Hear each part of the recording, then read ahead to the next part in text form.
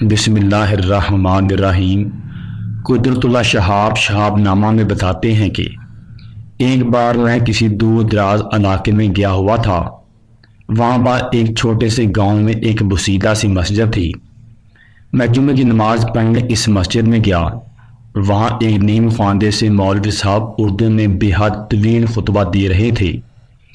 ان کا خطبہ گزرے ہوئے زمانے کی عجیب و غریب داستانوں سے بھرا ہوا تھا۔ کسی کہانی پر ہنسنے کو جی چاہتا تھا، کسی پر حیرت ہوتی تھی، لیکن ایک داستان کچھ ایسے انداز سے سنائی کہ تھوڑی سی رکعت طاری کر کے وہ سیدھی میرے دل میں اتر گئی۔ یہ قصہ ایک باپ اور بیٹے کی باہمی محبت و احترام کا تھا۔ باپ حضرت محمد صلی اللہ علیہ وآلہ وسلم تھے اور بیٹی حضرت بی بی فاطمہ سلام اللہ علیہا تھی۔ مولوی صاحب بتا رہے تھے کہ رسول کریم صلی اللہ علیہ وآلہ وسلم جب اب صحابہ کرام کی کوئی درخواست یا فرمائش منظور نہ فرماتے تھے تو بڑے بڑے برگزیدہ صحابہ کرام بی بی فاطمہ کی خدمت میں حاضر ہو کر ان کی منت کرتے تھے کہ ان کی درخواست حضور صلی اللہ علیہ وآلہ وسلم کی خدمت میں لے جائیں اور اسے منظور کروا لائیں۔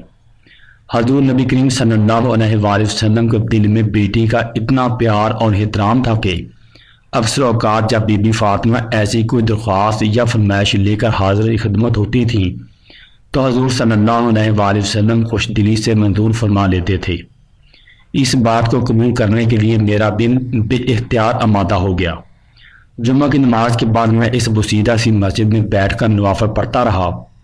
کچھ نفل میں نے حضرت بی بی فاطمہ کے روح مبارک کو اصال ثواب کی نیت سے پڑھے۔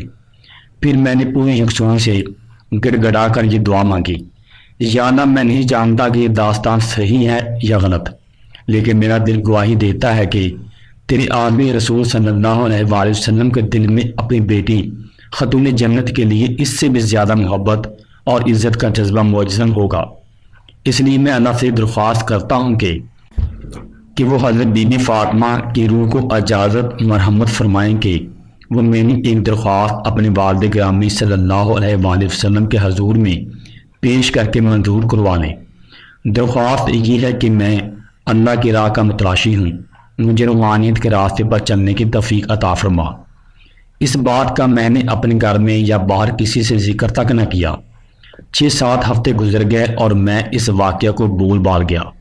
پھر اچانک 7 سمندر پار کی میری ایک جرمن بابی کا ایک عجیب و غریب خط موصول ہوا جو مشرف اسلام ہو چکی تھی اور نہایت اعلیٰ درجے کی پابند صوم و صلوات خاتون تھی۔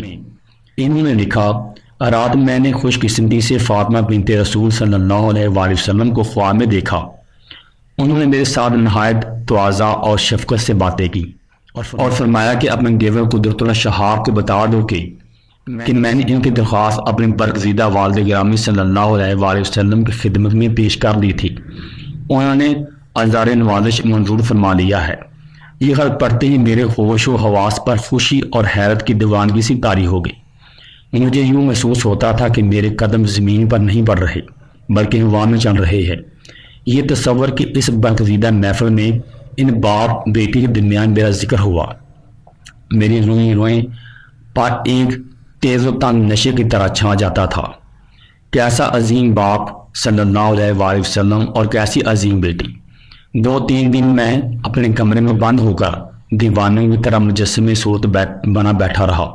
اس کے بعد کچھ عرصہ تک مجھے خواب میں طرح طرح کے بزرگ ہستیاں نظر آتی رہیں جن کو نہ تو میں جانتا تھا، نہ ان کی باتیں سمجھ میں آتی تھی اور نہ ان کے ساتھ میرا دل بیکتا تھا۔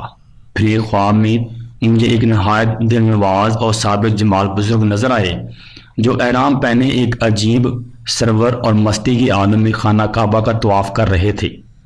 میرا دل بے اختیار ان کے قدموں میں بچھ گیا۔